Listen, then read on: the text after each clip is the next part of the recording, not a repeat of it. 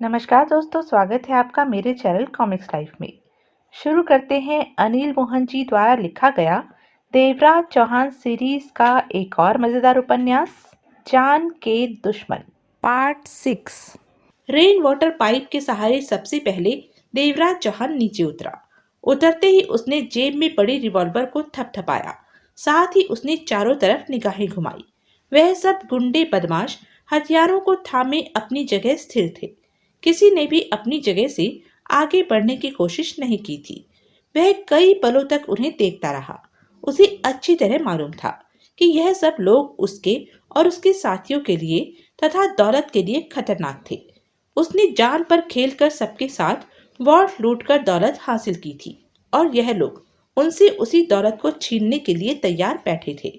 उन्हें वॉल्ट की छत से नीचे आना ही था। ज्यादा देर ऊपर भी नहीं रह सकते थे, क्योंकि कुछ ही देर में दिन का उजाला फैल जाना था।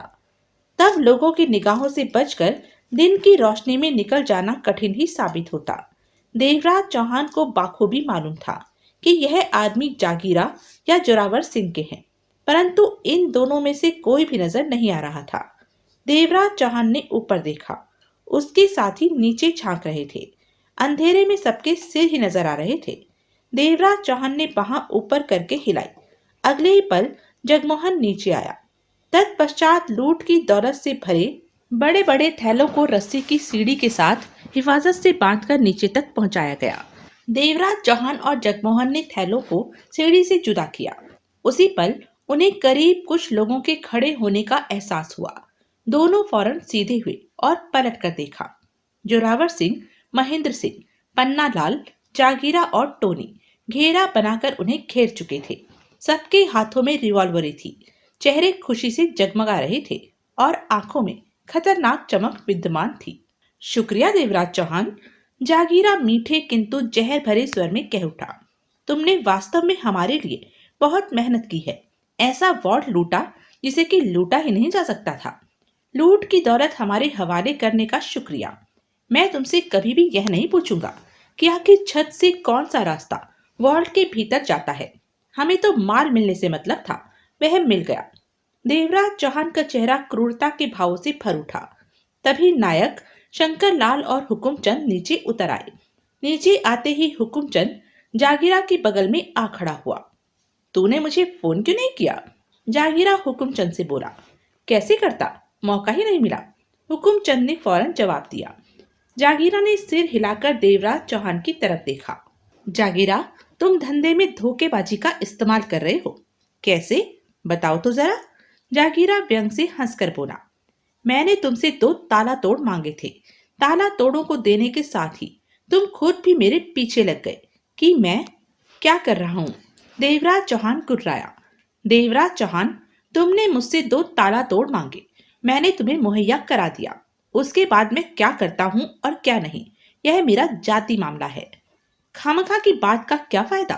धंधे में बेईमानी तो तुम कर ही रहे हो, जो कि अच्छी बात नहीं है। गद्दार लोग मुझे पसंद नहीं। तुम्हें नहीं पसंद तो ना सही।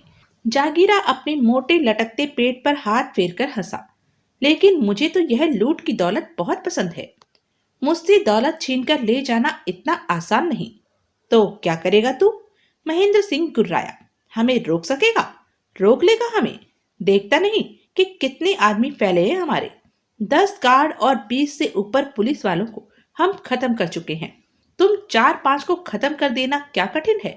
जागीरा, इन सबको भी ठिकाने लगा दो। एकाएक जागीरा चौंक कर बोला। बाबूलाल कहाँ है? मर गया, हुकुमचंद ने जवाब दिया। आखिरी वक्त में छत के रास्ते बाहर आते वक्त ऊपर से नीचे गिरकर मर गया। लाश वॉल्ट में पड़ी है। ओह, मैं कहता हूं कि इन सबको भी खत्म कर दो जागीरा। जागीरा ने महेंद्र सिंह को देखा। क्यों क्यों खत्म कर दे? इनके जिंदा रहने का हमें कोई फायदा नहीं, अलबत्ता नुकसान ही हो सकता है। इन्हें मारो और लूट की दौलत से भरे थैले ले चलो। महेंद्र सिंह, जागीरा ने जेब से पैकेट निकाला, फिर सिगरेट सुलगाकर कह उठा। यह लोग हमें बिना किसी ऐतराज की दौलत दे रहे हैं, फिर खामखा क्यों इनकी जान ली जाए? इन्हें दोस्तों की तरह विदा करो। मेरे ख्याल से, जोरावर सिंह बोला, इन लोगों को खत्म कर देना ही ठीक है। कल को इनमें से कोई एक भी हमारे लिए मुसीबतें खड़ी कर सकता है। मुसीबत खड़ी करेगा तो तब मार देंगे। जागीरा हंसा। हमारे पास ताकत है, शक्ति है, जब चाहेंगे कुचल देंगे। यूं ही डर जाने का क्या फायदा? जाने कितने करोड़ों की दौलत इन बड़े थैलों में बंद है। इतनी मोटी दौलत के हिस्सेदार को चाहिए कि अपना कलेजा भी पड़ा रखे। मैं तो सावधानी के नाते कह रहा था कि सावधानी के नाते नहीं, बल्कि देवराज चौहान से डर कर कह रहे थे तुम। इस बार टोनी बोला। सोच रहे हो कि कल को देवराज चौहान तुम्हारा जीना हराम ना कर दे। बहुत घटिया सोच है तुम्हारी जोरावर सिंह। इतने बड़े गैंगस्टर हो और सिर्फ एक आदमी से डर रहे हो। जबकि टोनी एकाएक पन्ना लाल गुर्रा उठा। जुबान संभाल कर बात करो। एक तो क्या, हम 10 देवराज चौहानों को चींटी की भांति मुट्ठी में पकड़कर मसल सकते हैं। तुम अभी हमारी शक्ति नहीं जानते। ऐसा है तो छोड़ दो इन सबको जिंदा। टोनी मुस्कुराया। छोड़ दो। जोरावर सिंह की आवाज तो सामान्य ही थी, परंतु उसके लहजे से काफी मात्रा में व्याकुलता झलक रही थी। जागीरा ने देवराज चौहान एंड पार्टी पर नजर मारी। किस्मत वाले हो तुम लोग, जो कि मौत के मुंह से वापस जा रहे हो। यह सारी दौलत तुम ले लोगे? जगमोहन के होठों से निकला। हाँ, ऐसा कैसे हो सकता है? दादागिरी के दम पर होगा बच्चे। जागीरा हंसा, फिर सिर घुमाकर करीब खड़े टोनी से कहा, इन दोनों बोरों को बाहर खड़ी फैन में रखवाओ। टोनी फौरन हरकत में आ गया। महेंद्र सिंह भी इस काम में उसका हाथ उठाने लगा। 10 आदमी और आ गए। देखते ही देखते वह सब बोरे उठाकर बाहर की तरफ बढ़ गए। एक एक बोरे को 4-4 आदमियों ने उठा रखा था। जागीरा और जोरावर सिंह की आंखों में भरपूर चमक थी। सुनो, जगमोहन हड़बड़ा उठा। सारी मत लो, हिस्सा कर लो। दोस्तों की तरह आपस में बांट लेते हैं। जगमोहन बेटे, जागीरा ने सख्त स्वर में कहा, हिस्सा बराबर वालों के साथ किया जाता है। तुम लोग तो हमसे अभी बहुत पीछे हो। जागीरा, नायक दांत पीस कर गुर्राया और उसका हाथ जेब में पड़े रिवॉल्वर की तरफ बढ़ा। तभी देवराज चौहान बिजली की तरह हरकत में आया और नायक के हरकत करते शरीर को थाम लिया। नायक छटपटाया। देवराज चौहान गुर्राकर सख्त स्वर में कह उठा, पागल तो नहीं हो गए तुम? यह लोग हमें जिंदा छोड़ रहे हैं। यही मेहरबानी बहुत है इनकी। दौलत कौन सी हमारी थी? हमने लूटी ही थी। हाथ से निकल गई तो निकल जाने दो, कहीं और डकैती कर लेंगे। लेकिन इस समय तुम जो हरकत करने जा रहे हो, वह हरकत तुम्हारी ही नहीं, हम सबकी जान ले लेगी। होश में आओ और जान बचने की खुशी मनाओ। बेशक यह सारी की सारी दौलत ले जाएं। नायक गुर्राया। हाँ, देवराज चौहान ने मौत के सी स्वर में कहा, बेशक यह सारी दौलत ले जाएं। मैं तुम्हें फिर याद दिला रहा हूँ कि यह लोग हमारी जान बख्श रहे हैं। इन हालातों में यही हमारे लिए बहुत है। समझे कि नहीं? समझा। नायक का शरीर ढीला पड़ गया। मैं तुम्हें छोड़ रहा हूँ, कोई पागलपन मत कर बैठना। नायक ने कुछ नहीं कहा। देवराज चौहान ने उसके जकड़ रखे शरीर को छोड़ दिया। नायक गहरी गहरी सांस लेते हुए अपने क्रोध पर काबू पाने की चेष्टा करने लगा। जोरावर सिंह ठहाका मारकर हंस पड़ा। साला चूहा! यह संबोधन जाने जोरावर सिंह ने किसको दिया था? चूहा किसको कहा तुमने? जगमोहन ने आंखें सिकोड़कर उसे देखा। तुम लोगों में जो खुद को बहादुर समझता है, समझो चूहा मैंने उसे ही कहा। जोरावर सिंह पुनः ठहाका मारकर हंस पड़ा। देवराज चौहान ने होठ भींचकर मुंह घुमा लिया। हम लोगों को यहाँ रुकना ठीक नहीं है। अब पुलिस कभी भी टपक सकती है। पुलिस की निगाहों में आने का क्या फायदा? जागीरा जल्दी से कह उठा, हमें यहाँ से फौरन निकल चलना चाहिए। चलो। जागीरा हथियार थामे आदमियों की तरफ पलटा। सब चलने की तैयारी करो और अपनी अपनी गाड़ियों की तरफ जाओ। अगले ही पल वहां हलचल मच गई। हर कोई वहां से खिसकने की जल्दी में था। देवराज चौहान, जगमोहन, शंकर लाल और नायक बुद्ध की मानिंद खड़े रहे। हुकुमचंद जागीरा के साथ ही चला गया था। अगले 2 मिनटों में मैदान साफ था। बाहर गाड़ियां स्टार्ट होने की आवाज आने लगी। यहाँ से निकल चलो। देवराज चौहान जल्दी से बोला। जगमोहन, तुमने कार कहाँ खड़ी कर रखी है? जल्दी करो। जगमोहन फौरन भागा। सब उसके पीछे थे। जब वह बाहर पहुंचे तो जागीरा, जोरावर सिंह वगैरह सबकी गाड़ियां जा चुकी थी और वह लोग जब दूर खड़ी चोरी की अपनी कार के दरवाजे खोलकर भीतर बैठे थे तो उन्हें पुलिस का सायरन सुनाई दिया, जो कि पल प्रतिपल समीप आता जा रहा था। जगमोहन ने होठ भींचकर कार का एक्सीलेटर का पेडल दबा दिया। कार गोली की भांति दौड़ पड़ी। सब भीतर बैठ चुके थे। वही जगह, नायक का पुराना घर। देवराज चौहान, जगमोहन, नायक और शंकरलाल जब वहां पहुंचे तो भोर का उजाला फैलना आरंभ हो गया था। जगमोहन चोरी की कार को दूर छोड़ने के लिए चला गया था। देवराज चौहान बहुत गंभीर था, चिंतित भी था, गहरी सोच में डूबा हुआ था। नायक और शंकरलाल बात करना चाहते थे, परंतु देवराज चौहान बात करने के मूड में नहीं था। वैसे भी सब रात भर के जागे हुए थे, आंखों में गहरी नींद मौजूद थी। 20 मिनट बाद ही जगमोहन वहां आ पहुंचा। सब नींद से भरी लाल सुर्ख उदासी और दुख से भरी निगाहों से एक दूसरे को निहार रहे थे। नायक ने देवराज चौहान से बात करनी चाहिए, तो देवराज चौहान ने स्पष्ट कहा कि नींद लेने के बाद ही बात की जाएगी। तब सब सो गए। जब उठे तो दिन के 12 बज रहे थे। नायक ने सबके लिए चाय बनाई। शंकरलाल घूंट भर कर उखड़े स्वर में बोला, देवराज चौहान, वह लोग हमारी महीनों की मेहनत को मिट्टी में मिला गए, डकैती की सारी दौलत को ले उड़े और हम कुछ न कर सके। नायक ने करना चाहा तो तुमने उसे रोक दिया, जबकि उस वक्त तुम्हें नायक का साथ देना चाहिए था। तुमने डकैती की दौलत देने में जरा भी आनाकानी नहीं की। हाँ, सही कह रहे हो तुम। नहीं कि मैंने आनाकानी। मेरा दिमाग ठीक था कि मैंने जरा भी ऐतराज नहीं उठाया। नायक का दिमाग खराब हो गया था, इसी कारण उसने रिवॉल्वर निकालने की कोशिश की। अगर नायक रिवॉल्वर निकालने में कामयाब भी हो जाता तो क्या कर लेता?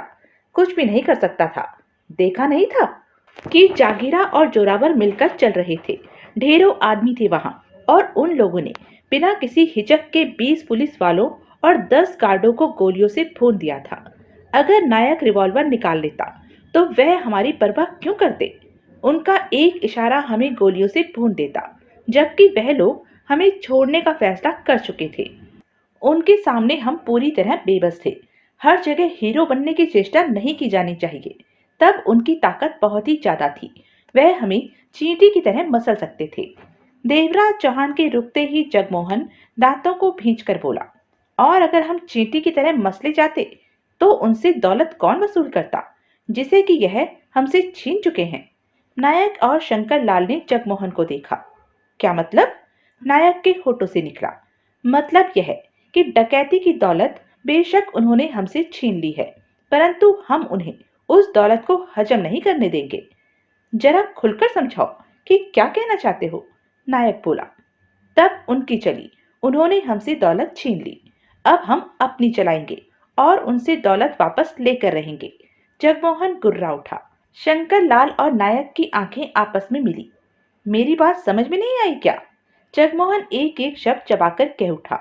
उस वक्त तकाजा ही यही था कि हम वही करते जो वह कहते। तकाजे वाली बात थी, तभी तो मैं चुप रहा, वरना मैं तो ऐसा हूं कि 5 का नोट भी किसी को न लेने दूं। जो लेने की चेष्टा करे उसे उड़ा कर रख दूं। अब हम अपनी एक एक पाई वापस लेंगे। कैसे? नायक के स्वर में अविश्वास के भाव थे। अपनी हिम्मत और दिलेरी के दम पर करेंगे यह काम। मुझे तुम्हारा दिमाग खराब हो गया लगता है। शंकर लाल ने मुंह बनाया। क्या मतलब? जगमोहन के होंठ भींच गए।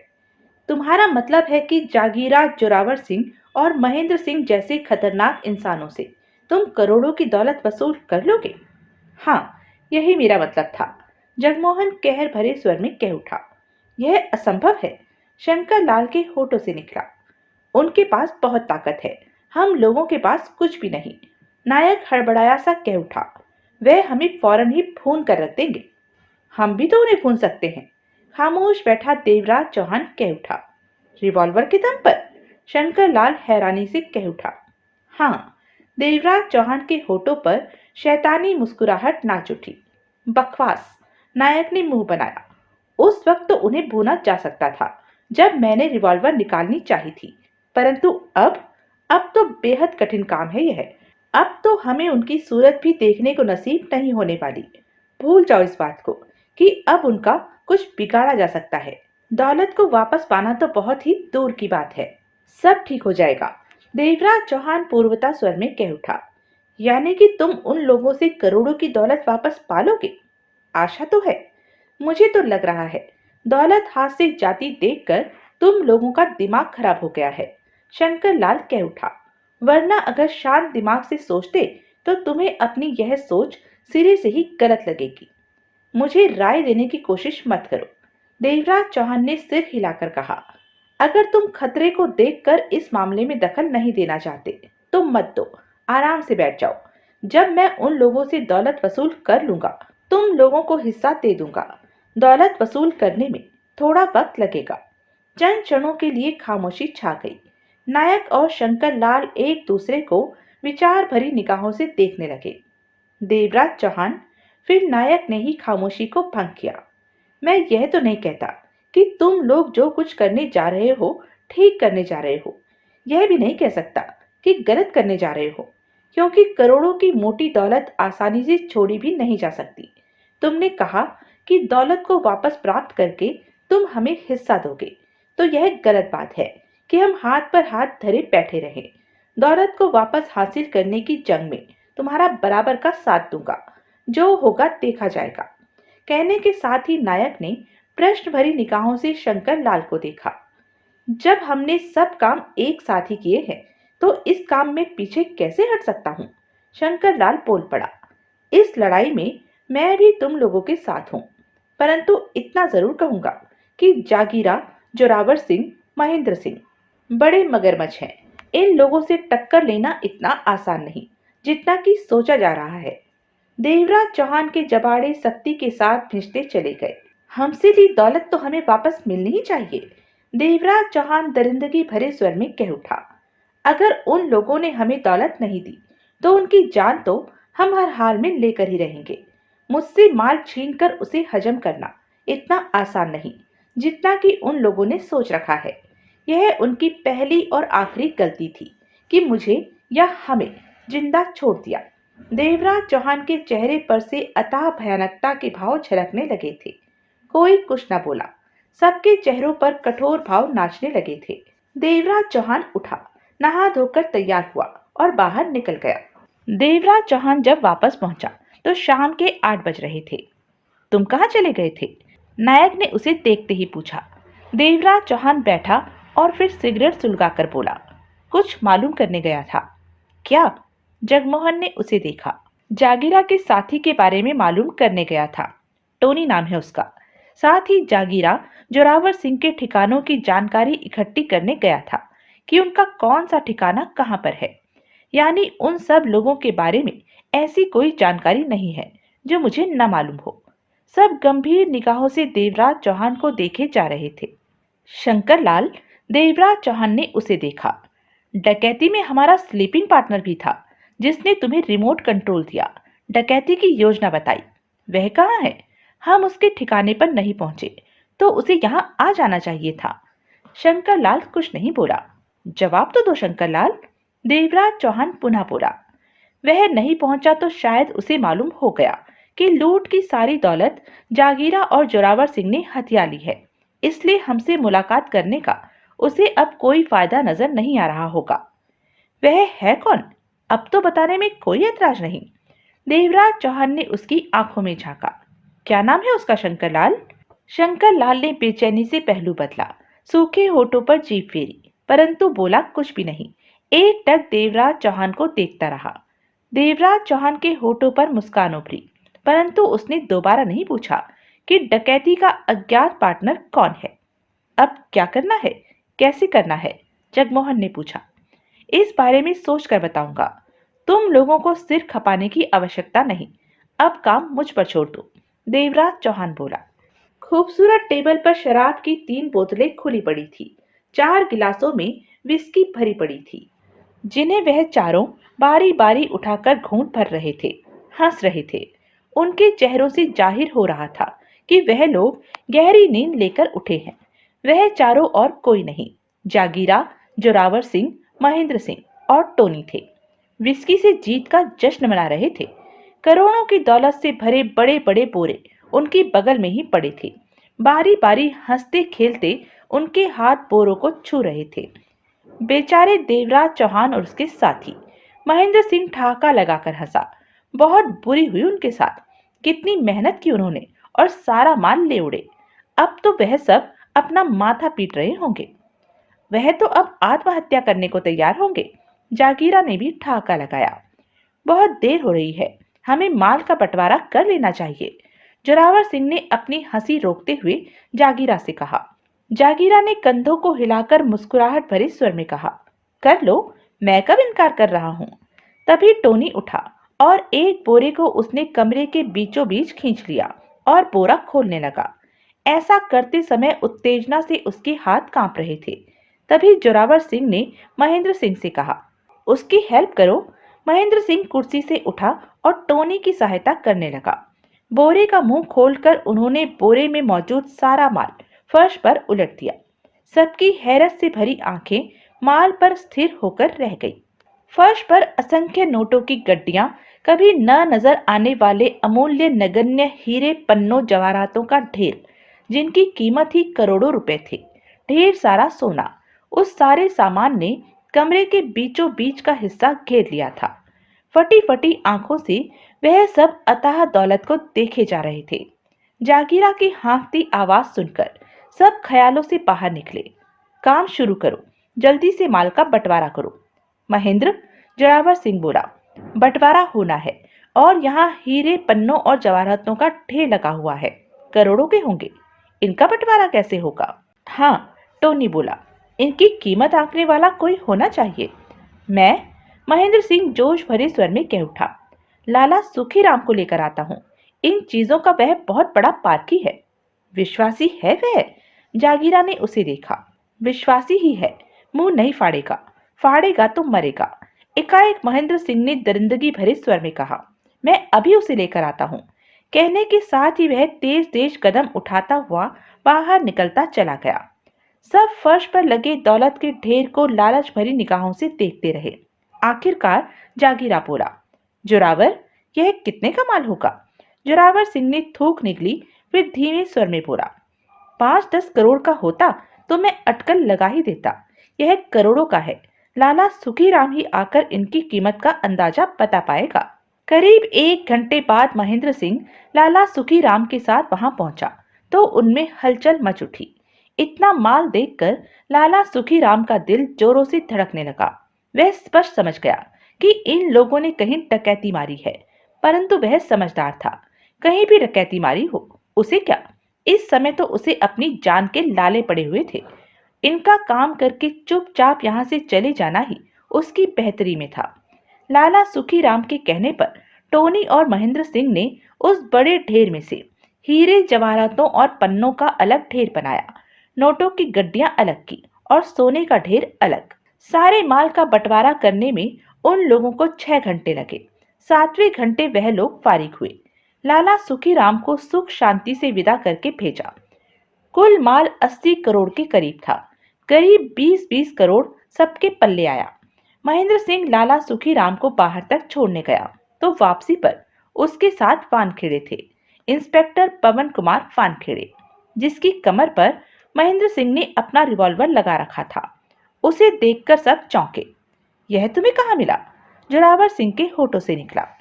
इस इमारत के गिर्द मंडरा रहा था, हमारे आदमियों ने पकड़ा है। महेंद्र सिंह दांतों को भेजकर कह उठा, अब इसका क्या इंतजाम करना है? तेरा दूसरा जोड़ीदार कहाँ है? जागीरा ने पूछा। कहीं भी हो, तुम्हें क्या? वानखेड़े ने एकाएक मुस्कुराकर कहा। क्यों फालतू बात करते हो? जोरावर सिंह बोला। मारकर फेंक दो इसे। अच्छा? वानखेड़े ने कटुता भरी निगाहों से जोरावर सिंह को देखा। इतनी हिम्मत है तुम में कि मुझे मार सको? आओ, मार के तो देखो। जोरावर सिंह गुर्राता हुआ उठकर खड़ा हो गया। मैं तेरे टुकड़े करके रख दूंगा, तू मुझे ठीक से। जोरावर, जागीरा ने तीखे स्वर में कहा, यह पुलिस वाला है, इसे कुछ नहीं कहना। आराम से बैठ जाओ। यूं ही तैश में आने का कोई फायदा नहीं। मैं नहीं परवाह करता पुलिस वालों की। मैं? पुलिस वालों की परवाह मत करो। जागीरा ने स्पष्ट स्वर में चेतावनी दी। कम से कम इसके साथी सब इंस्पेक्टर जरीवाला की तो परवाह करो। जोरावर सिंह ने जागीरा को देखा। जरीवाला नहीं आया, यह अकेला ही आया है, अपना और जरीवाला का हिस्सा लेने। अगर हमने इसे कुछ कहा भी तो जरीवाला अपने डिपार्टमेंट के दम पर हमारी जड़ें खोद कर रख देगा। बात को समझने की चेष्टा करो। बात जोरावर सिंह की समझ में फौरन आई। वानखेड़े ने सिगरेट सुलगाई और शांत स्वर में कह उठा, 50 लाख मेरा और 50 ही मेरे साथी का। तुम्हें कैसे मालूम हुआ कि हम यहाँ हैं? टोनी ने पूछा। मैं जरीवाला, आज सुबह मुंह अंधेरे से ही तुम लोगों के पीछे हैं। दोस्तों का तो पूरा ध्यान रखना पड़ता है। वानखेड़े व्यंग से मुस्कुराया। जब तुम लोग देवराज चौहान एंड पार्टी से माल छीन रहे थे, तब हम देख रहे थे। यानी कि तुम्हें सुबह से ही मालूम था कि हम लोग यहाँ पर हैं? हाँ, तो फिर भीतर आने में इतनी देर क्यों लगा दी?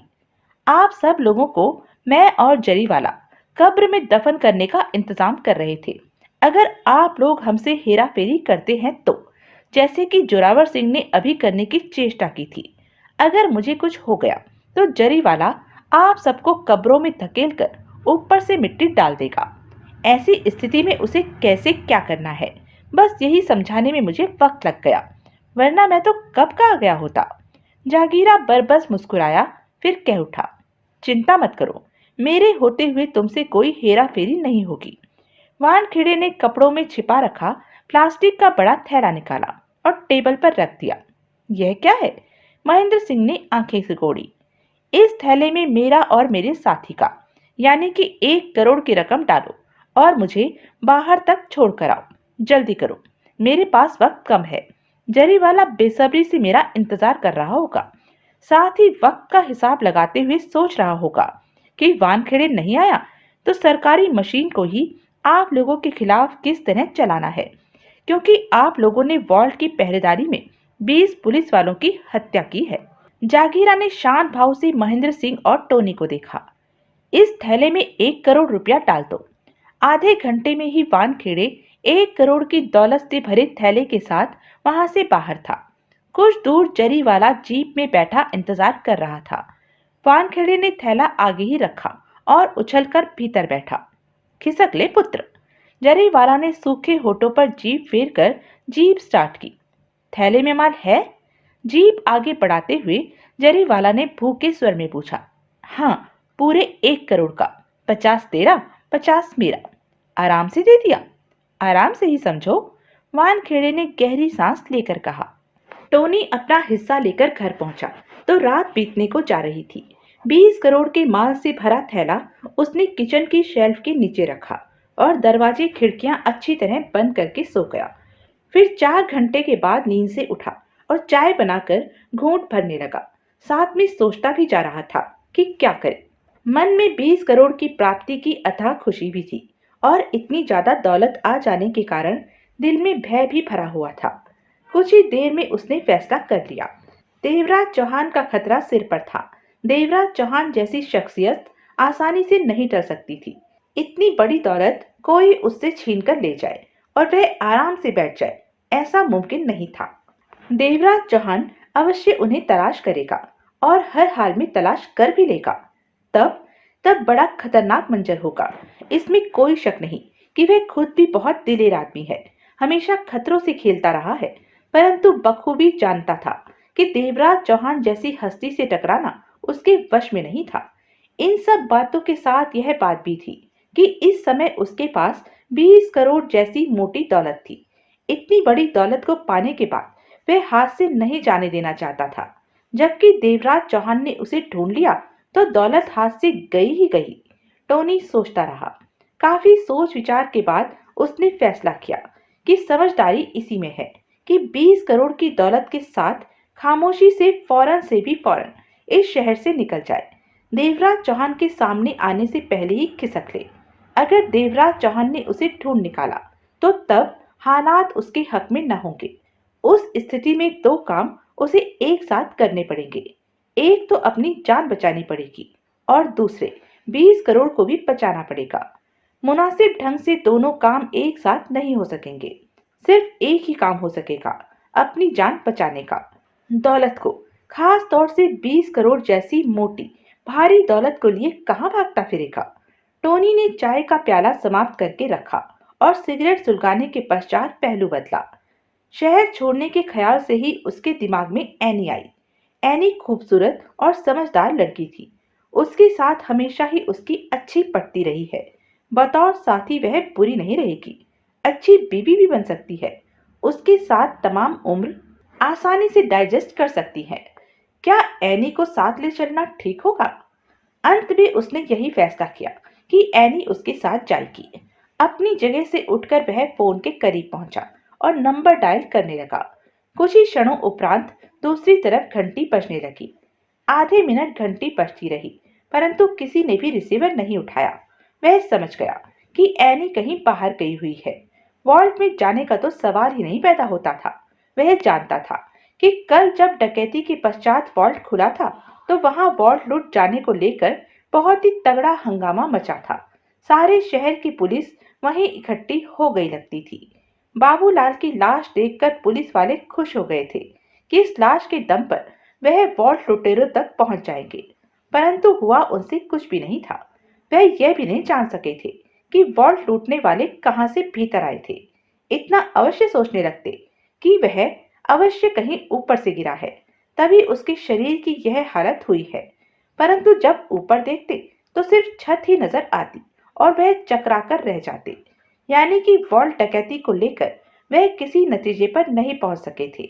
हंगामा मचा, तगड़ा ही मचता रहा था। सिर झटककर टोनी ने रिसीवर रखा। एनी घर पर नहीं थी। अब क्या करे? अगर देवराज चौहान उस तक जा पहुंचा तो उसे अपनी नहीं, अपने पास मौजूद 20 करोड़ की चिंता थी। टोनी ने पुनः फैसला किया।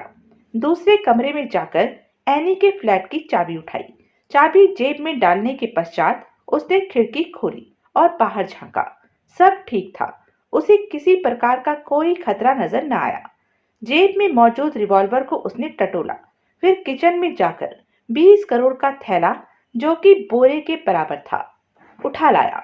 आगे बढ़कर उसने दरवाजा खोला और पुनः बाहर झांक कर तसल्ली करने के पश्चात बोरे को उठाए बाहर निकला और सामने खड़ी कार की पिछली सीट पर डाला। तत्पश्चात तुरंत पलटकर अपने घर का दरवाजा बंद किया। फिर कार में बैठकर वहां से रवाना हो गया। आधे घंटे के बाद ही जेब से चाबी निकालकर एनी के फ्लैट का दरवाजा खोलते हुए 20 करोड़ के साथ भीतर प्रवेश कर गया। दरवाजा बंद करके वह बेडरूम में पहुंचा और वहां मौजूद अलमारी खोलकर उसमें जगह बनाने के बाद जैसे तैसे 20 करोड़ के बोरे को अलमारी में ठूसने के पश्चात अलमारी बंद की और बाहर आकर फ्लैट को बंद करके चाबी जेब में डालते हुए वापस अपने फ्लैट की तरफ रवाना हो गया। अब वह निश्चिंत था। देवराज चौहान अगर उसे ढूंढ भी लेता है, अगर उसके पास आ भी जाता है, तो उससे दौलत हासिल नहीं कर सकेगा, और दौलत हासिल नहीं कर सकेगा तो उसे जान से मारेगा भी नहीं। यानी कि 20 करोड़ को एनी के फ्लैट में छिपाकर अब वह खुद को बेहद सुरक्षित समझ रहा था। फोन की घंटी से जागीरा की नींद टूटी। दिन के 10 बज रहे थे। अभी उसे सोए 3 घंटे ही हुए थे। बंद आंखों से ही उसने हाथ बढ़ाकर रिसीवर उठाया। हेलो, जागीरा। आवाज सुनते ही जागीरा की आंखें ही नहीं खुली। वह फौरन सीधा होकर बेड पर बैठ गया। वहां देवराज चौहान की आवाज थी। तुम? जागीरा के होठों से निकला। हाँ, तुम्हारे ऑफिस में फोन किया तो मालूम हुआ तुम फ्लैट पर हो। जागीरा की आंखें सिकुड़ गई, होठ भिजते चले गए। कैसे फोन किया? यूं ही, हाल वगैरह मालूम करने के लिए। देवराज चौहान की आवाज में हंसी शामिल थी।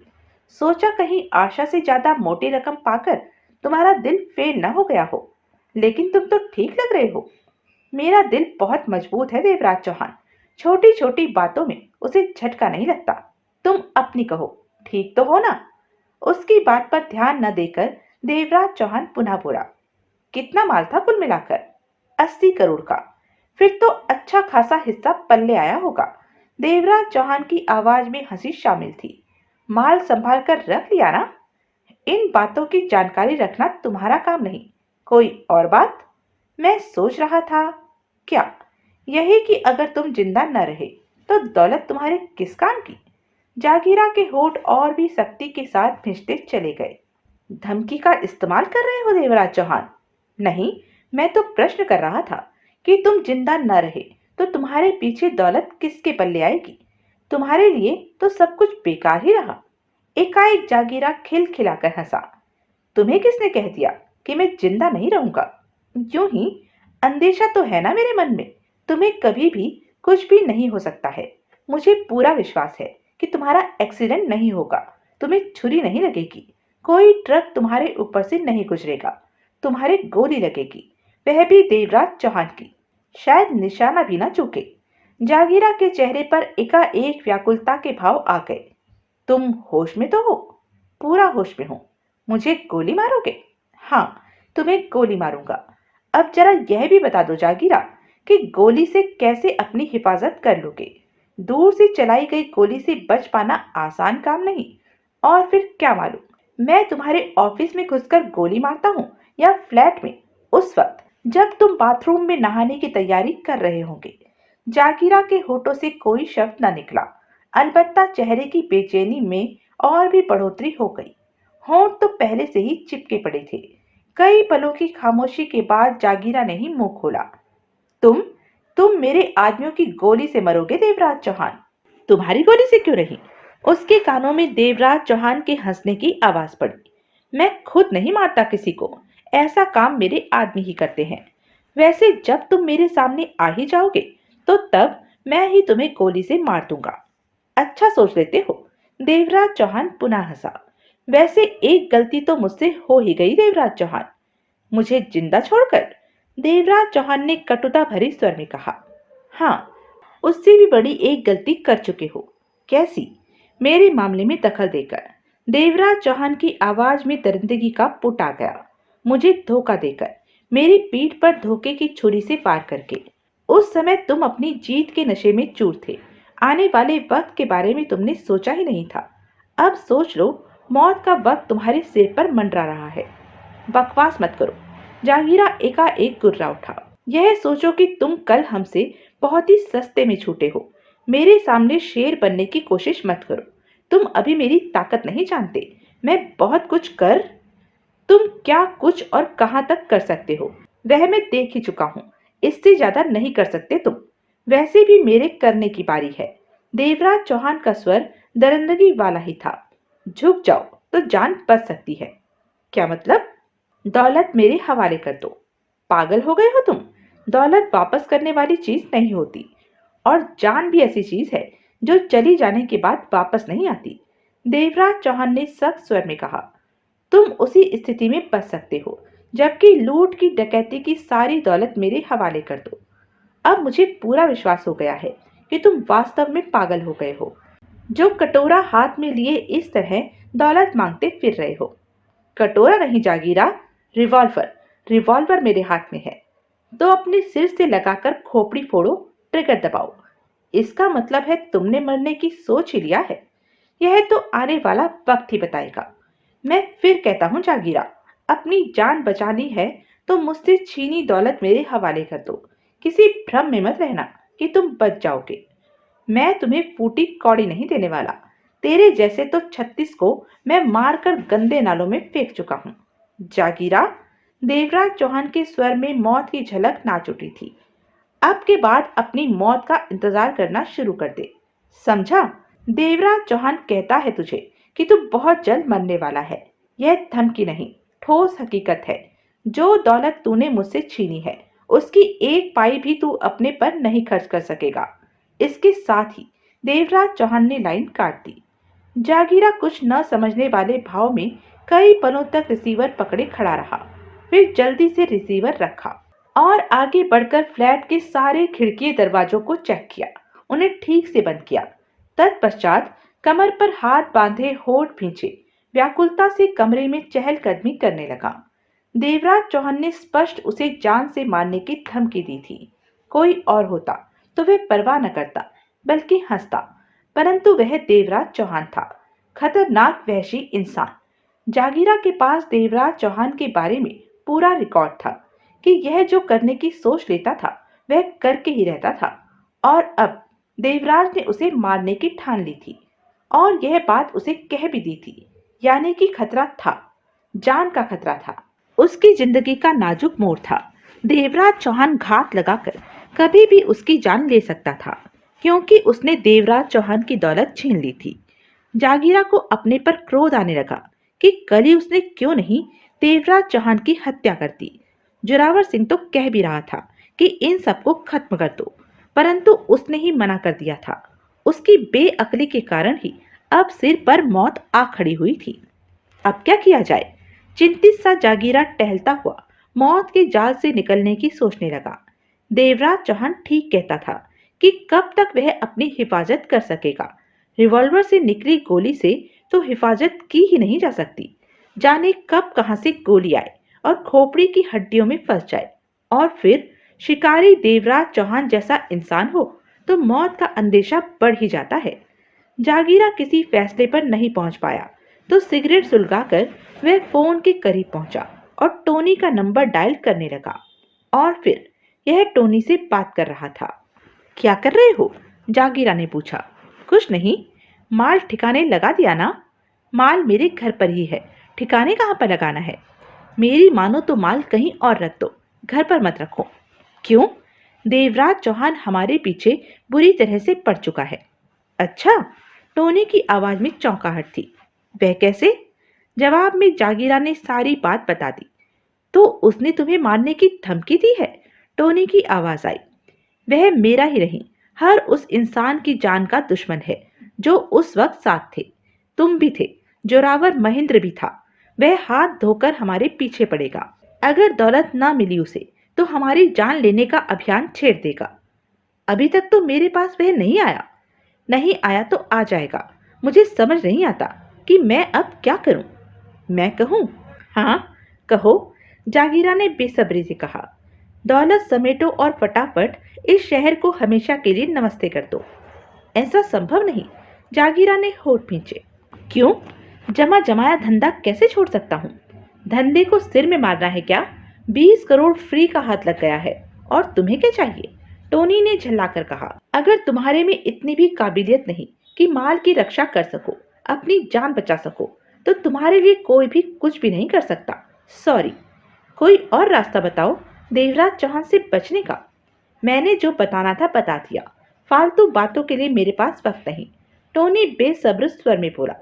मैंने अभी अपनी हिफाजत का भी प्रबंध करना है। बताना तो नहीं चाहता, फिर भी बता रहा हूँ कि मैंने इस शहर से फुट लेने का प्रोग्राम तय कर लिया है। कब जाता हूँ, यानी कि अब गया कब गया, यह तो मुझे भी नहीं पता। कोशिश करूंगा कि जाने से पहले एक बार फोन पर तुमसे बात कर लूं। नमस्कार। इतना कहने के साथ ही टोनी ने लाइन काट दी। होठ भींचे जागीरा ने भी रिसीवर रख दिया। चिंता और व्याकुलता से उसका चेहरा कमजोर सा दिखने लगा था।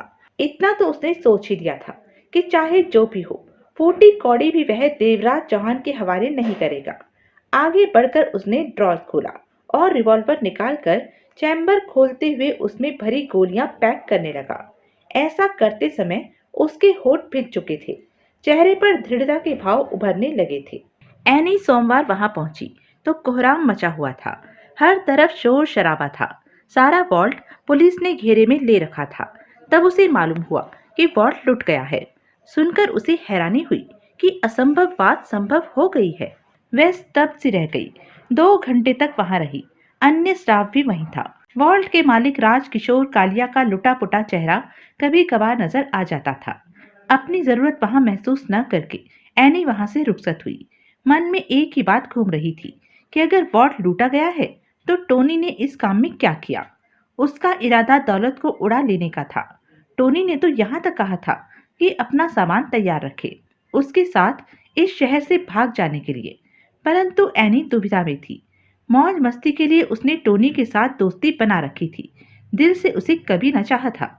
चाहत के लिए उसने राजन चौधरी को रख छोड़ा था, जो उससे उम्र में 2 साल बड़ा था और एक प्राइवेट फर्म में काम करता था, और उससे शादी न कर पाने के लिए मजबूर था, क्योंकि तनख्वाह इतनी कम थी कि उन पैसों से कठिनता से वह अपनी बीमार माँ का इलाज करा पाता था, बचा ले पाता था और मुश्किल से पेट भर पाता था। कई बार तो एनी ही उसे पैसे देकर उसकी सहायता करती। राजन चौधरी को वह दिल से चाहती थी। दोनों सप्ताह में 2-3 बार मिलते थे, परंतु शादी न कर पाने के लिए मजबूर थे। जबकि टोनी खून खराबे वाला व्यक्ति था और उम्र में भी उससे कई साल बड़ा था। ऐसे आदमी के साथ जिंदगी नहीं बिताई जा सकती, बेशक उसके पास दौलत का ढेर ही क्यों ना हो। वह एनी के अपने विचार थे। जिंदगी बिताने के लिए मनचाहा साथी होना चाहिए। बहरहाल एनी ने यही सोचा कि वह टोनी के साथ नहीं जाएगी, राजन चौधरी के साथ ही जीवन व्यतीत करेगी। सारा दिन फ्री था। नौकरी पर तो जाने का सवाल ही पैदा नहीं होता था। वॉल्ट लुट चुका था। फ्लैट पर जाकर बोर तो वह होना नहीं चाहती थी। राजन चौधरी से मिले वैसे भी उसे 3 दिन हो गए थे। एनी ने राजन चौधरी के ऑफिस में फोन किया। अभी वह ऑफिस पहुंचा ही था। एनी के जोर देने पर उसने छुट्टी की और तयशुदा जगह पर एनी से मिला। राजन चौधरी वास्तव में खूबसूरत युवक था। दोनों दिन भर साथ रहे। तरह तरह की बातों के साथ शादी की बात होने पर वही पुराना जवाब कि मेरी तनख्वाह मुझे शादी की इजाजत नहीं देती। एनी के यह कहने पर कि उसकी भी तो तनख्वाह है, राजन चौधरी का जवाब होता, दोनों की प्राइवेट नौकरी है। शादी के बाद एक की भी नौकरी छूट गई तो परिवार पर बुरा असर पड़ेगा। इन्हीं बातों के बीच वक्त शाम के करीब सरका और दोनों जुदा होकर अपने अपने ठिकानों पर पहुंच गए। फ्लैट में आने पर एनी के दिमाग में टोनी आया कि क्या वह दौलत पाने में कामयाब हुआ कि नहीं। अगर हो गया हो तो किसी बहाने वह उससे चंद लाख रुपया ले ले तो उसकी सारी परेशानी दूर हो जाएगी। फ्लैट पर पहुंचकर टोनी के फोन का इंतजार करती रही। मन में था कि अगर वह डकैती की दौलत हथियाने में कामयाब हो गया होगा तो उसे अवश्य फोन करेगा, परंतु कोई फोन नहीं आया। अगले दिन उसके मस्तिष्क में यही विचार कौन था कि टोनी की फोन न आने का कारण है कि वह कामयाब नहीं हुआ। बहरहाल नहा धोकर वह फ्लैट लॉक करके बाहर निकल गई। उसका इरादा आज सहेली के घर जाने का था, साथ ही कोई नई नौकरी तलाश करने का, क्योंकि वॉल्ट लुट जाने के बाद तो वॉल्ट का धंधा समाप्त ही हो गया था। साथ ही वॉल्ट के स्टाफ की नौकरी भी खत्म हो गई थी। शाम को वह फ्लैट पर लौटी तो फोन की घंटी को बजते पाया। उसने आगे बढ़कर रिसीवर उठाया तो टोनी की आवाज आई, हेलो एनी। ओ टोनी, कहाँ हो तुम? एनी ने सब्र के साथ कहा।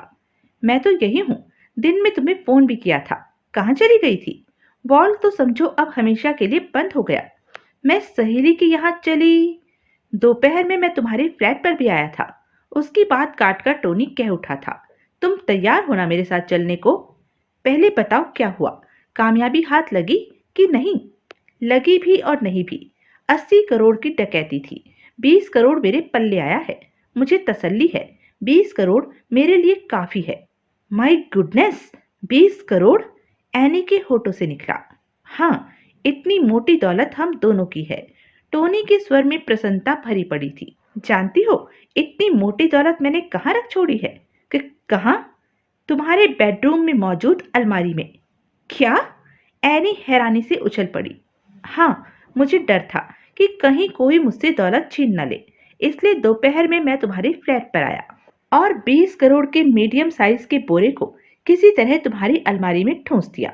तो तुम्हारा मतलब है कि डकैती के 20 करोड़ मेरी अलमारी में मौजूद हैं? एनी का गला खुश्क होने लगा, आवाज लड़खड़ाने लगी। हाँ, अपने बाद मुझे सबसे ज्यादा भरोसा तुम पर है। मैंने सोचा इतनी बड़ी दौलत तुम्हारे पास सबसे ज्यादा सुरक्षित रहेगी। एनी के होठों से कोई शब्द ना निकला। क्या बात है, तुम खामोश क्यों हो गई? एनी की रुकी सांस वापस पलटी। तुमने बात ही ऐसी बताई कि कुछ कहते नहीं बन पा रहा। एक एक मिनट, मैं अलमारी देख कर आती हूँ। मुझ पर विश्वास नहीं कि मैं अभी आई। एनी ने रिसीवर टेबल पर रखा और दूसरे कमरे की तरफ बढ़ी। टांगे बेकाबू सी हो रही थी, पांव कुछ हटकर ही पड़ रहे थे, सांस भी उल्टे सीधे ढंग से ही जल्दी जल्दी ले रही थी। दूसरे कमरे में पहुंचते ही अलमारी को देखकर ठिठकी, फिर सूखे होठों पर जीभ फेरते हुए अलमारी के पास पहुंचकर रुकी। तत्पश्चात अलमारी का हैंडल पकड़कर खींचा। दोनों पल्ले खुल गए। अगले ही पल एनी हड़बड़ाई, होठों से हल्की सी चीख निकल गई। दरअसल अलमारी खोलते ही 20 करोड़ के माल से भरा थैला अलमारी में मौजूद ढेर सारे कपड़ों को लेकर नीचे आ गिरा था। एनी घबराकर पीछे हट गई। तेज चलने वाली सांसों को उसने संयत किया, फिर आगे बढ़कर झुकते हुए दोनों हाथों से बोरा टटोलने लगी। कई बार उसने थैला टटोला, कुछ समझ में नहीं आया। घबराहट तो सिर पर ऐसी सवार हुई थी कि उतरने का नाम ही नहीं ले रही थी। वह वापस दूसरे कमरे में मौजूद फोन के पास पहुंची। टेबल पर रखा रिसीवर उठाकर कान से लगाया। टोनी, ओह, देख लिया? थैला, बोरा जो भी है वही देखा है। सफेद रंग का है ना? हाँ हाँ, उसमें तो कुछ सख्त चीजें भी हैं, बहुत सख्त। हाँ हैं, सोने की ईंटें हैं, बहुत ही कीमती हीरे जवाहरात है और भी बहुत है। 3-4 करोड़ के करीब तो कैश है। कुल मिलाकर 20 करोड़ का माल है। टोनी की आवाज नियंत्रण से बाहर हो रही थी।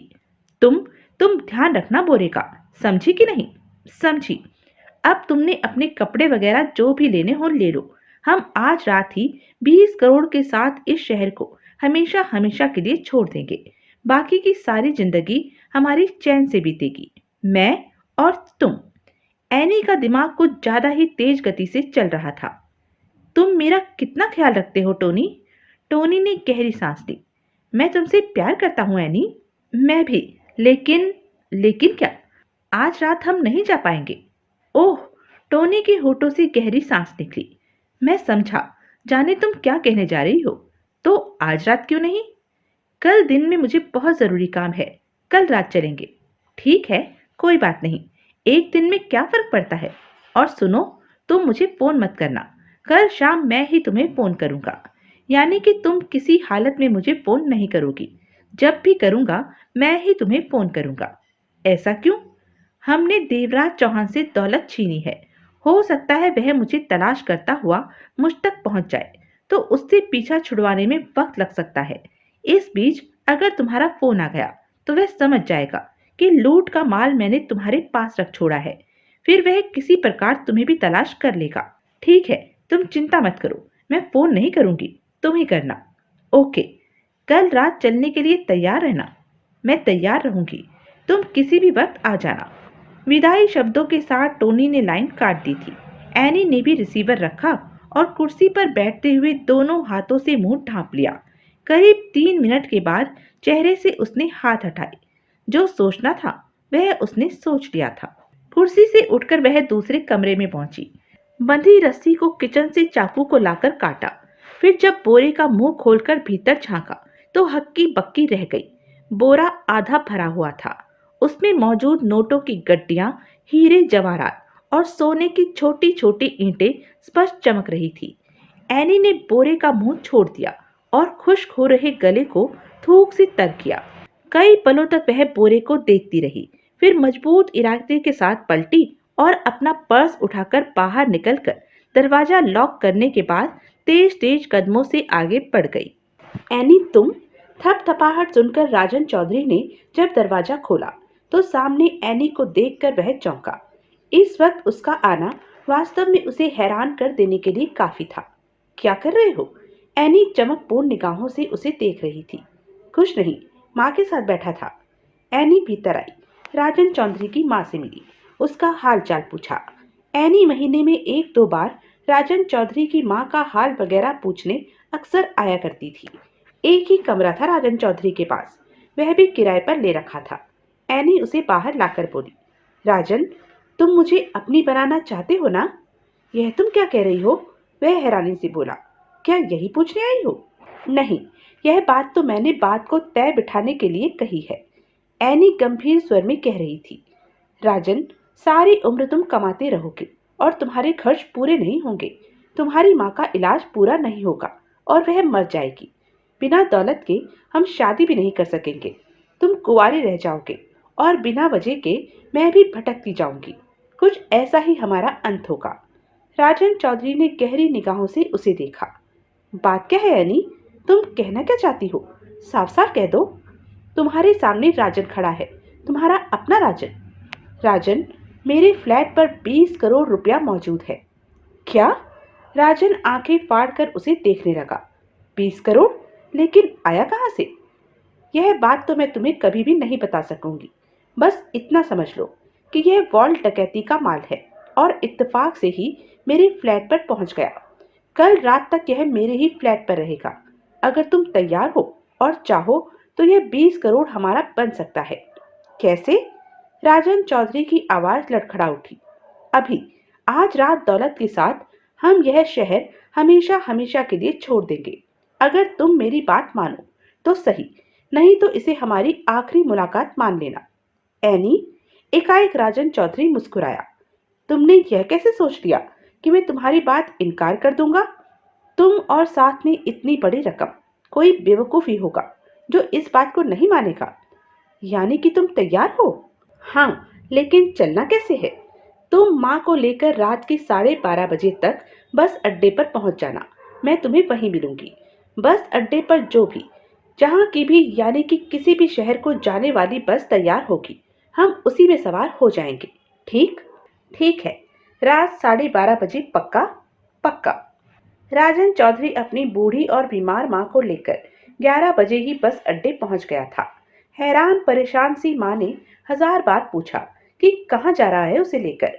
राजन चौधरी ने यूं ही सच झूठ कहकर माँ को तसल्ली करा दी। अभी वह इस सिलसिले में माँ से कुछ नहीं कहना चाहता था। यूं उसका दिल जोरों से धड़क रहा था कि एनी 20 करोड़ की बड़ी रकम के साथ यहाँ पहुंचने वाली है और उस रकम के साथ वह शहर को छोड़ रहे हैं, यानी कि भविष्य सुनहरा ही सुनहरा है। उसे यकीन नहीं आ रहा था कि वास्तव में वह 20 करोड़ के साथ शहर छोड़ रहे हैं। राजन चौधरी इंतजार करता रहा एनी का कि कब वह 20 करोड़ के साथ वहां पहुंचती है। माँ को तो उसने नीचे ही चादर बिछाकर सुला दिया था। बूढ़ा शरीर रात को ज्यादा देर नहीं जाग सकता था, ऊपर से बीमार। 11 से 11:30, फिर 12 बजे। एनी नहीं आई। 12 के 12:20 बज गए, फिर 12:30। तभी उसे एनी दिखाई दी, जो कंधे पर एयर बैग लटकाए उसी की तरफ बढ़ी चली आ रही थी। उसके साथ कुली भी था, जिसने फुल साइज का बिस्तरा बंद उठा रखा था, जिसे देखकर स्पष्ट लगता था कि उसमें उसकी औकात से ज्यादा माल भरा पड़ा था। एनी उसके करीब आकर ठिठकी। कुली ने उसके इशारे पर बिस्तरा बंद नीचे रख दिया। एनी ने कुली को 5 का नोट देकर वहां से उसे चलता किया। रात का वक्त था। अधिकतर बस अड्डा शांत था। जो लोग बस के इंतजार में थे वह उल्टे सीधे पड़े, आधी नींद आधी जाग में थे। मौका मिलते ही राजन चौधरी धीरे से बोला, बहुत देर लगा दी आने में। मैं समझा था कि तुम कहीं। माल समेटने में दिक्कत आ रही थी, एनी ने धीमे स्वर में ही जवाब दिया।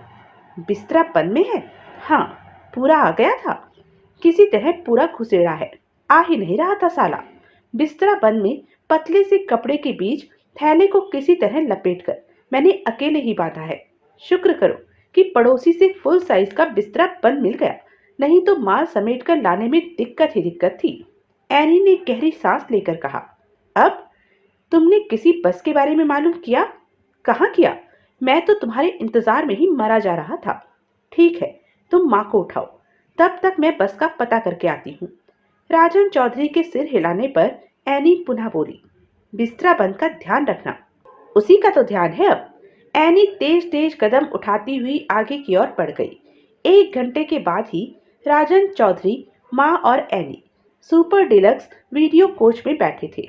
सारी चिंताओं से मुक्त हो चुके थे। बस तेज रफ्तार से जा रही थी। बिस्तरा बंद बस की छत पर लोगों के सामान के साथ मौजूद था। राजन चौधरी ने बिस्तरा बंद को बस के ऊपर ही लोहे के कुंडे के साथ इस मजबूती के साथ बांध दिया था कि तूफान आ जाने पर भी वह कहीं जाने वाला न था। बस देहरादून जा रही थी। इस शहर को उन्होंने हमेशा हमेशा के लिए छोड़ दिया था। वैसे भी इस शहर में अब वापस आने की आवश्यकता ही क्या थी? फोन की घंटी की आवाज सुनकर जोरावर सिंह की नींद टूटी। यह उसका खास फोन था, जिसका नंबर उसके खास आदमियों के ही पास था। इस फोन की घंटी बजने का मतलब था उसके किसी खास आदमी ने फोन किया है और कोई जरूरी बात ही है। उसने हाथ बढ़ाकर रिसीवर उठा लिया। हेलो, जोरावर सिंह? हाँ, कौन बोल रहा है? देवराज चौहान। जोरावर सिंह फौरन सीधा होकर बैठ गया। तुम्हें यह नंबर कहां से मिला फोन का? देवराज चौहान जो चीज जानना चाहता है जान लेता है। देवराज चौहान ने एक एक शब्द चबाकर कहा। मेरे हाथ बहुत लंबे हैं जोरावर सिंह, इतने लंबे कि तुम्हारी गर्दन तक भी पहुंच सकते हैं। क्या कहना चाहते हो? जोरावर सिंह की आवाज सख्त हो गई। तुमने कोई कसर नहीं छोड़ी थी मुझे मरवा देने की। यह तो जागीरा की सोच थी कि उसने मुझे जिंदा छोड़ने का फैसला कर लिया था। तो कुछ भी नहीं, देवराज चौहान ने दरिंदगी भरे स्वर में कहा। उस बात को भूल चुका हूं कि तुमने मेरी जान लेने का विचार बना लिया था। फोन क्यों किया? जोरावर सिंह दांत भींचकर कह उठा। तुम लोगों ने मुझसे 80 करोड़ रुपए का माल छीना है। जोरावर सिंह के जबाड़ों में कसाव आ गया। चेहरा सख्त हो उठा। तुम्हें किसने बताया कि वह 80 करोड़ का माल था? जागीरा ने। जागीरा ने?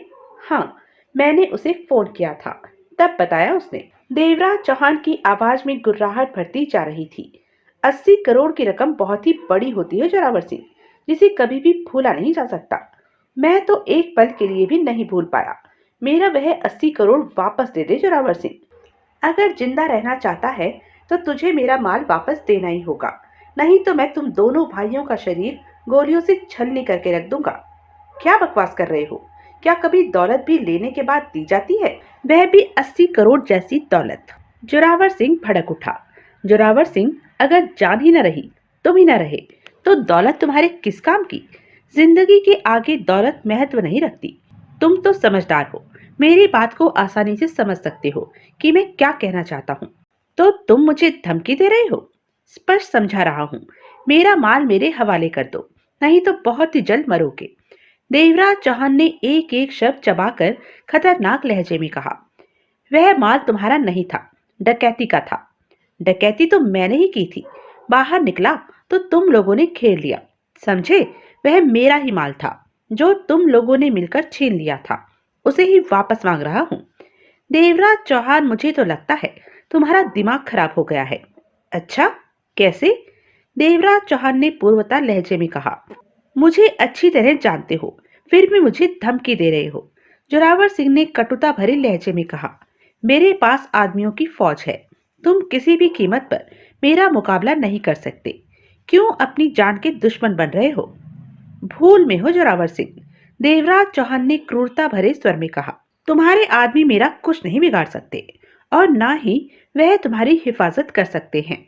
मेरी गोली किसी भी दिशा में से आकर तुम्हारी खोपड़ी फोड़ सकती है, तुम उस गोली को रोक नहीं सकोगे जोरावर सिंह। मैं हवा का रुख बदल देता हूँ। तुम? हवा का रुख तो तुम्हारा बाप भी नहीं बदल सकता। तुम क्या बदलोगे घमंडी इंसान? कान खोलकर सुन ले, मुझे अपना 80 करोड़ वापस चाहिए, हर हाल में, हर कीमत पर वापस चाहिए, नहीं तो मैं तेरी और तेरे भाई महेंद्र की जान ले लूंगा। सोच ले, फैसला कर ले, मैं फिर फोन पर बात करूंगा तुझसे। भगवान तुझे सद्बुद्धि दे। इतना कहने के साथ ही देवराज चौहान ने लाइन काट दी थी। जोरावर सिंह ने क्रोध भरी मुद्रा में रिसीवर रखा और उठकर दांत भींचे चहलकदमी करने लगा। फिर इंटरकॉम के पास पहुंचा और रिसीवर उठाकर बटन दबाया। कुछ ही पलों में महेंद्र सिंह की नींद से भरी आवाज उसके कानों में पड़ी तो जोरावर सिंह ने उसे बुलाया। क्या बात है? महेंद्र सिंह कमरे में आता हुआ कह उठा। जोरावर सिंह ने गुस्से से उसे बताया कि देवराज चौहान का फोन आया था और उसने उससे क्या क्या कहा था। इसका मतलब उसने जागीरा को भी फोन किया था? हाँ, वह ऐसा ही कह रहा था। तो जागीरा से बात करके देखते हैं। जोरावर सिंह कुछ न बोला, होठ भींचे महेंद्र सिंह को देखता रहा।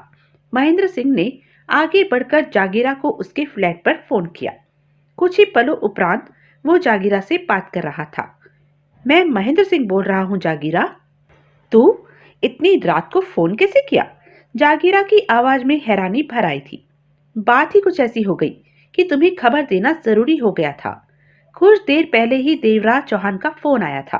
वह पागल हो रहा है, 80 करोड़ वापस मांग रहा है। वह कहता है न दिया तो जान ले लेगा, और भी बहुत कुछ कह रहा था। देवराज चौहान का ऐसा ही फोन मुझे भी आया था। यह सब तो चलता ही रहता है, धंधा ही ऐसा है। लगता है तुम घबरा रहे हो। घबराने वाली तो कोई बात नहीं है, फिर भी अपनी सुरक्षा का इंतजाम तो करना ही चाहिए। खामखा में जान गंवाना चाहेगा? कोई चलता फिरता दादा होता तो अब तक हरामी को पीस कर रख देता। वह देवराज चौहान है, क्राइम वर्ड का थंब है। बंदे को देखकर ही बात की जाती है, सबको एक ही लाठी से नहीं हाँका जा सकता। जोरावर सिंह क्या कहता है? उसने क्या कहना है? देवराज चौहान, हम सबके लिए समस्या तो बना ही पड़ा है। मुझसे क्या चाहते हो? देवराज चौहान हम सबकी जान लेना चाहता है। यह हम सबकी प्रॉब्लम है। बेहतर यही होगा कि हम मिलकर इसी मुद्दे पर बात करें, कोई फैसला करें। दूसरी तरफ से जागीरा की आवाज नहीं आई। क्या बात है, खामोश क्यों हो गए? मैं तो सोच रहा था इस मामले को मैं अपने ढंग से संभालूंगा। संभाल तो हम भी सकते हैं जागीरा, परंतु अकेले अकेले इस मामले को संभालना हमें नुकसान दे सकता है।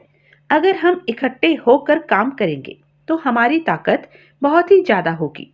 हमसे टकराने के लिए देवराज चौहान को एक बार फिर सोचना पड़ेगा।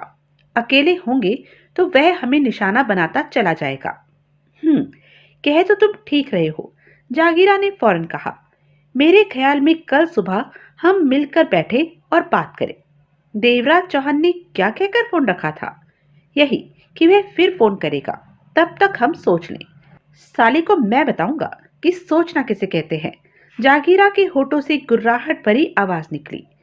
तुम कल 12 बजे मेरे ऑफिस में आ जाना, तुम और जोरावर सिंह। दोपहर नहीं, शाम का वक्त रख लो। दोपहर में हमें बहुत जरूरी काम है। ठीक है, शाम को ही सही। शाम को मेरे ऑफिस में नहीं, फ्लैट पर आना। ठीक है। अपने आदमियों को सावधान कर दो। हो सके तो उन्हें देवराज चौहान और बाकियों की खोज में लगा दो। उसके ठिकाने के बारे में हमें मालूम हो जाए तो हम बहुत ही आसानी से काम को निपटा सकते हैं। जागीरा ने दांत खींचकर कहा। ठीक है, मैं ऐसा ही करूंगा। कल शाम तुम्हारे फ्लैट पर मुलाकात होगी। सुबह के 8 बज रहे थे। सूर्य सिर पर चढ़ने की तैयारी में था।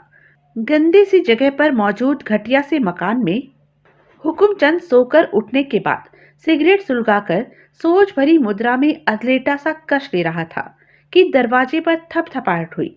वह उठा और अंगड़ाइयां लेता हुआ दरवाजे की ओर बढ़ता हुआ सोच रहा था कि इस वक्त सुबह सुबह कौन आ सकता है। दरवाजा खुलते ही हड़बड़ाकर 2 कदम पीछे हट गया। दरवाजे के बीचों बीच देवराज चौहान और नायक आ खड़े हुए थे। दोनों के चेहरों पर सख्ती से भरे भाव नाच रहे थे, होठ पिचे हुए थे। फिर वह भीतर प्रवेश हुए और दरवाजा बंद कर लिया। हुकुमचंद के चेहरे से मौत की स्याही लिपटती चली गई। तो तुम लोग? हुकुमचंद के होठों से फंसा सा स्वर निकला। हम ही हैं हुकुमचंद, तुम्हारे दोस्त। देवराज चौहान ने एक एक शब्द चबाकर कटुता भरे स्वर में कहा। तुम क्या समझे थे, एक बार जुदा हुए तो मामला खत्म हो गया? इतनी जल्दी तुम जैसे कमीने दोगले इंसानों का मामला खत्म नहीं होता। मैंने क्या किया है? मैं तो। तभी नायक उछला और उसका जोरदार घूंसा हुकुमचंद के गाल पर पड़ा। हुकुमचंद के होठ से एक पीड़ा भरी तेज चीख निकली। हम तुम्हें बताते हैं हुकुमचंद कि तुमने क्या किया है। देवराज चौहान को गद्दारी पसंद नहीं और तुमने गद्दारी की है हम सबसे। कैसे, यह भी सुन लो। देवराज चौहान के चेहरे पर मौत के भाव नाच रहे थे। जागीरा के कहने पर तुम हमारे साथ डकैती में शामिल हो गए। कहने को तुम हमारे थे, परंतु नाच जागीरा के इशारे पर रहे थे। याद है, वॉल्ट डकैती के समय मैंने इस बारे में, डकैती के बारे में या फिर मेरे बारे में कैसी भी खबर जागीरा को नहीं दी थी। तब मैंने यही सोचा कि डकैती के सिलसिले में अब तुम जागीरा से कोई बात नहीं करोगे। हुकुमचंद आतंकपूर्ण निगाहों से देवराज चौहान को देखे जा रहा था। आंखों में भय का समुद्र ठाठे मार रहा था। मैंने जागीरा को कुछ भी नहीं बताया। मैंने कब कहा कि तुमने बताया? देवराज चौहान एक एक शब्द चबाकर क्रूर स्वर में कह उठा। परंतु जब हम वॉल्ट की छत से नीचे उतरे तो तुम फौरन हमें छोड़कर जागीरा के गले जा मिले थे, जो कि मेरी निगाह में उस समय तुम्हारी सबसे बड़ी धोखेबाजी कमीनापंती थी। हुकुमचंद ने सूखे होठों पर जीभ फेरी। जबकि उस वक्त तुम्हें हमारे साथ रहना चाहिए था। बाद में बेशक जो भी करते, हमें उससे कोई वास्ता नहीं था। तो तब तो मैंने अपनी जान बचानी। झूठ मत बोलो हुकुमचंद, तुम्हारी जान तो बची ही हुई थी। जागीरा ने तुम्हें कोई नुकसान नहीं पहुंचाना था, परंतु तुमने उसकी तरफ जाने में कुछ ज्यादा ही जल्दी कर दी। जागीरा के कहने पर तुम हमसे धोखेबाजी करने आए थे, परंतु हमारी योजना ही कुछ ऐसी थी कि तुम्हें मौका नहीं मिला हमें धोखा देने का।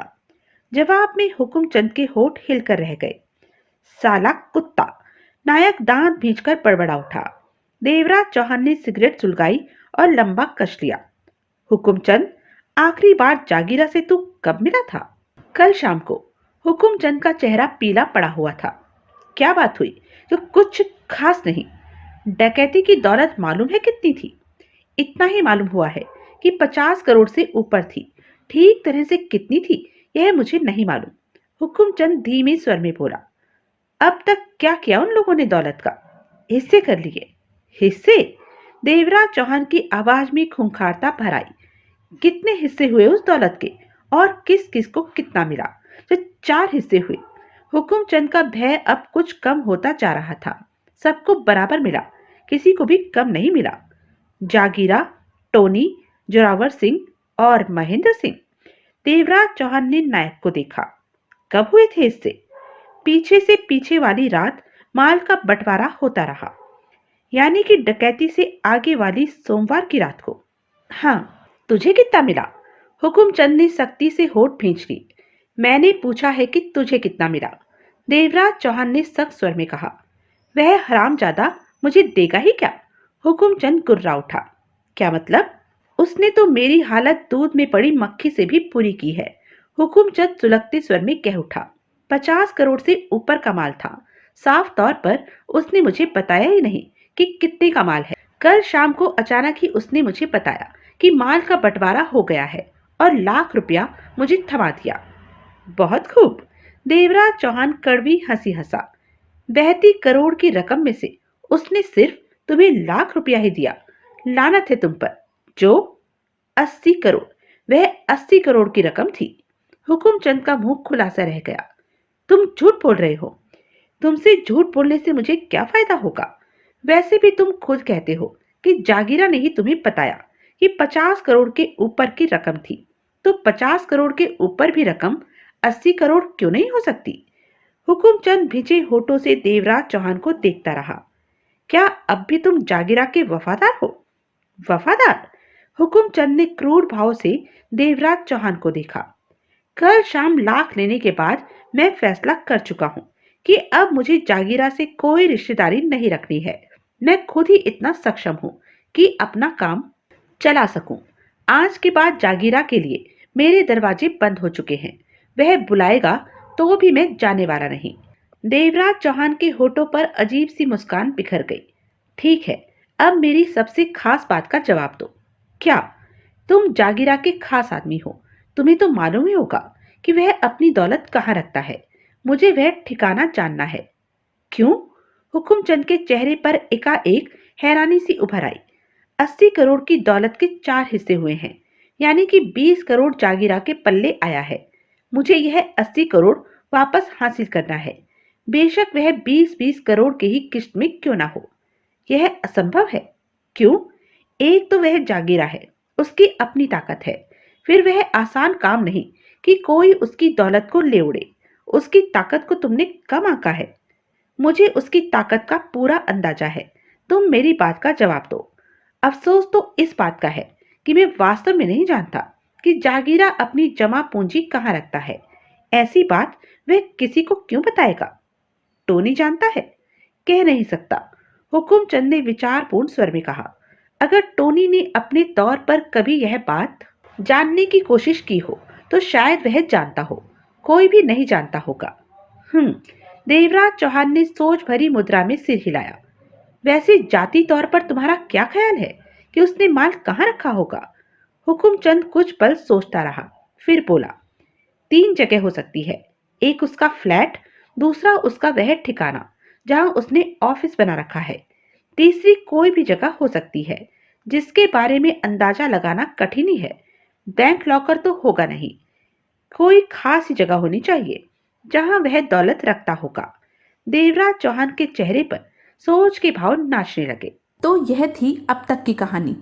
आगे की कहानी जानने के लिए बने रहें मेरे साथ। और हाँ, मेरे चैनल को लाइक, शेयर और सब्सक्राइब करना ना भूलें।